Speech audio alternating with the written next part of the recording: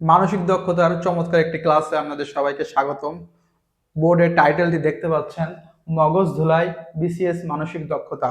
মানসিক দক্ষতা মানে মানুষের কাছে একটি ভয়ের কারণ, মানে নিজেকে যেন কেমন গুটিয়ে ফেলার একটা ব্যাপার। কিন্তু আসলে মানসিক দক্ষতা যে খুবই সহজ হতে পারে, খুবই সহজ একটি ম্যাথ হতে পারে, এটা সবার ভাবনাতে আসে না।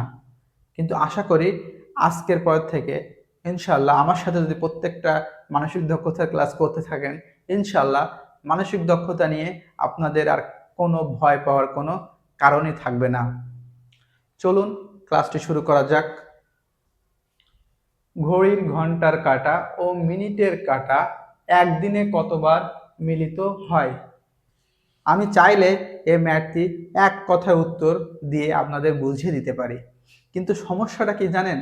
আমি যদি এক কথায় আপনাদেরকে উত্তরটা জানিয়ে দেই বা ব্যাপারটা বুঝিয়ে দেই, তবে বিষয়টা বেশি দিন মাথায় থাকবে না। পরীক্ষার হলে ভুলে যাবেন, বা ভুলে যাওয়াটা স্বাভাবিক, প্রত্যেকটা মানুষই ভুলে যায়।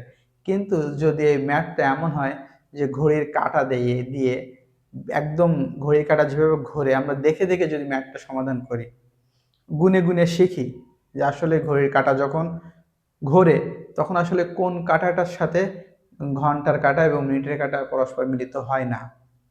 যদি আপনারা এটা একবার প্র্যাকটিক্যালি দেখেন এবং প্র্যাকটিক্যালি এই যুক্তিটা বোঝেন এবং এইভাবে যদি শেখেন, তাহলে আর মনে করেন এই ম্যাথটি আপনারা ভুলবেন না। চলুন দেখি তাহলে।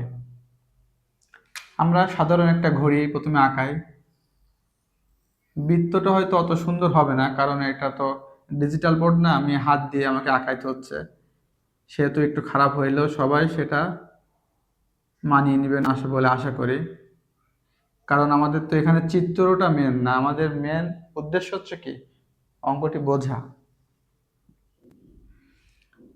12,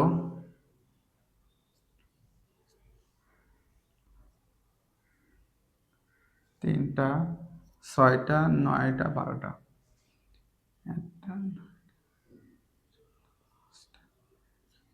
8টা, তাহলে 1, 2, 4, 5, 6, 7, না 7, 8, 10। এখন যখন মনে করেন ঘড়িতে 12টা বাজবে, এটা মনে করেন ঘন্টার কাঁটা। ঘন্টার কাঁটা একটু ছোট হয়, আর হচ্ছে মিনিটের কাঁটা একটু বড় হয়। মনে করেন 12টা বেজে গেল, রাত 12টা। 12টা যখন বাজবে, 12টা যখন বাজবে তখন কিন্তু মিনিটের কাঁটা এবং ঘন্টার কাঁটা দুইটাই কিন্তু একই ঘরে অবস্থান করবে, একই ঘরে অবস্থান করলো। এখন আমরা জানি ঘড়ির ভিতরে যে 3টা কাঁটা থাকে, সেকেন্ড, মিনিট এবং ঘন্টা, এর মধ্যে সবচেয়ে দ্রুত চলে কি সেকেন্ডের কাঁটা, তারপর দ্রুত চলে মিনিটের কাঁটা, আর সবচেয়ে ধীরে চলে হচ্ছে আমরা ঘন্টার কাঁটা। এখন মিনিটের কাঁটা কিন্তু এখানে এসে মিলিত হয়েছে, হওয়ার পরে মিনিটের কাঁটাটা কি করবে, বেরোয় যাবে, সে ঘুরতে থাকবে, এইখানে আসবে, এইখানে আসবে, এইখানে আসবে, এইখানে আসবে, এইখানে আসবে, এইখানে আসবে, এইখানে এসে আবার 12টার ঘরে আসবে। তখন এই একটার একটা এক মানে ঘন্টার কাঁটাটা কোথায় থাকবে? তখন ঘন্টার কাঁটাটা কিন্তু আপনার এইখানে থাকবে, এইখানে থাকবে। তাহলে খেয়াল করেন, যখন 12টার ঘরে ছিল, এই 12টার ঘরে যখন ঘন্টার কাঁটা এবং মিনিটের কাঁটা একসাথে ছিল, একদমই এরকমই থাকবে একসাথেই, ঠিক আছে? এরপর যে মিনিটের কাঁটাটা বের হয়ে গেল, বের হয়ে ঘুরে আবার 12টার ঘরে আসলো, তখন কিন্তু আপনার এই এক ঘন্টার কাঁটাটা তখন একটার একটার ঘরে চলে গেছে। তার মানে কি, এই যে ঘরটা, এই ঘরটাতে কিন্তু এরা কেউ মিলিত হলো না, এরা কিন্তু মিলিত হলো না। ভালোভাবে বুঝেন, এইটুকুই ব্যাপার। দুইটাই কাঁটা কিন্তু এই ঘরে ছিল, মিনিটের কাঁটাটা বের হয়ে গেল, বের হয়ে গেলে ঘুরতেছে ঘুরতেছে ঘুরতেছে, ওই সময় তো ঘন্টার কাঁটাটাও ঘুরতেছে, মিনিটের কাঁটা ঘুরতে ঘুরতে ঘুরতে ঘুরতে এখানে চলে আসলো, ঘন্টার কাঁটা তখন একটার ঘরে। তাহলে এখানে কিন্তু মিলিত ওরা হলো না, মানে শূন্য। এইখানে কি মিলিত হলো না, মানে শূন্য। এরপরে মিনিটে কাটা আবার বের হয়ে গেছে, বের হয়ে ঘুরতেছে ঘুরতেছে, তখন কিন্তু এই যখন ঘুরবে তখন কিন্তু একবার একবার মিলিত হয়েছে। কয়বার? একবার মিলিত হয়েছে। মিলিত হয়ে চলে আসলো, এখানে আসলো, তখন এই ঘন্টার কাটা 2 এর ঘরে আবার ঘুরতেছে, ঘুরতে ঘুরতে এখানে এসে কিন্তু আমার মিলিত হবে। তাহলে একবার মিলিত হলো, একবার মিলিত হয়ে চলে আসলো 12টার ঘরে, ঘন্টার কাটা তখন 3টার ঘরে, আবার শুরু করলো। এইভাবে এইখানে মিলিত হবে, এইখানে মিলিত হবে, এইখানে হবে, এইখানে হবে, এইখানে হবে, এইখানে হবে, এইখানে হবে, এইখানে হবে, এইখানে এসেও মিলিত হবে। এইখানে এসে মিলিত হয়ে এইখানে এসে মিলে যাবে। মনে করেন ঘন্টা কাটাটা 11টার ঘরে আছে, 11টা বেজে গেছে, মিনিটের কাটা তখন আপনার এইখানে 12টার ঘরে, তখন পুরোপুরি 11টা বাজে। এবারে কিন্তু এখান থেকে আবার ঘোরা শুরু করছে, আর এই আস্তে আস্তে ঘুরতেছে, ঘুরতে ঘুরতে ঘুরতে ঘুরতে ঘুরতে ঘুরতে এইখানে একে ডিঙায় কিন্তু এইখানে আসবে, তখন দুইটা এসে 12টার ঘরে মিলিত হবে। ঠিক আছে, তার মানে 12টার ঘরে এসে কিন্তু মিলিত হচ্ছে। হওয়ার পরে আবার যখন ঘোরা শুরু করছে তখন মিনিটের কাটাটা কিন্তু আগে বের হয়ে গেছে, আর ঘন্টা কাটা আস্তে আস্তে বেরোচ্ছে। এখানে এসে 12টার ঘরে আসলো, আর ঘন্টার কাটাটা চলে গেল কোথায়? 1টার ঘরে।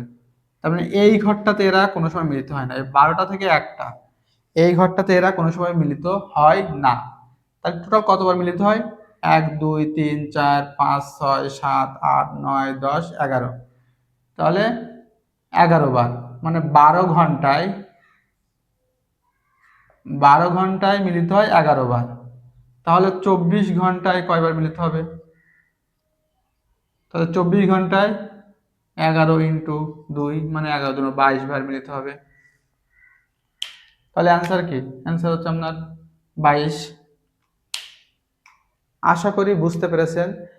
মনে রাখবেন 12টা থেকে 1টা এই সময়টার মধ্যে, কারণ যখন 12টা বাজে তখন ঘড়ির কাঁটা দুইটাই 12টার ঘরে থাকে, মানে মিলিত অবস্থায় থাকে। ওই 11টা থেকে 12টা বাজার সময় তারা মিলিত হয়ে দুটো একসাথে এসে 12টার ঘরে থেমে যায়।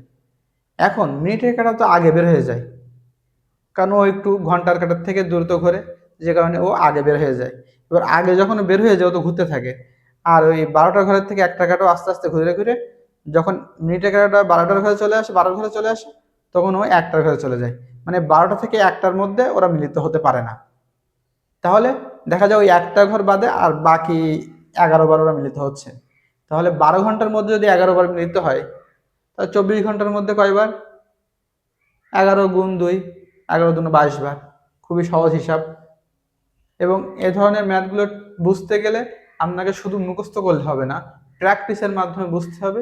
কারণ প্র্যাকটিসের মাধ্যমে যখন বুঝবেন, লজিকের মাধ্যমে বুঝবেন, তখন এই বোঝাটা আপনার দীর্ঘদিন মনে থাকবে এবং পরীক্ষার হলে ভুল হওয়ার কোনো সম্ভাবনা থাকবে না।